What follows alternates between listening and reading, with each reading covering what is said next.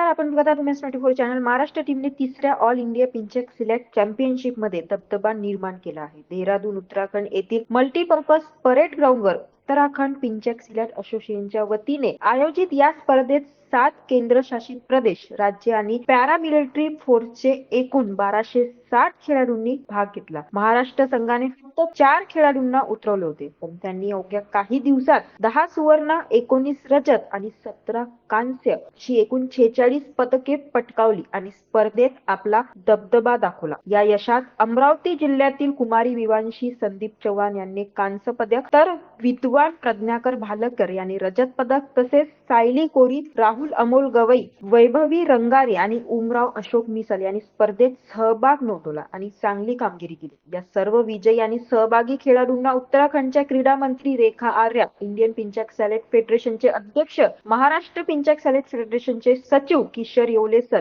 अमरावती पिंचक सॅलेट फेडरेशनचे सचिव आणि कोच आकाश संजयराव तिजारे, अध्यक्ष सुमित गर्डे आणि विनर अकॅडमीचे संचालक धीरज कुमार सर यांनी भेट देऊन पुढील वाटचालीसाठी शुभेच्छा दिल्या. अधिक माहितीसाठी बघत रहा उमेश 24 चॅनल. धन्यवाद.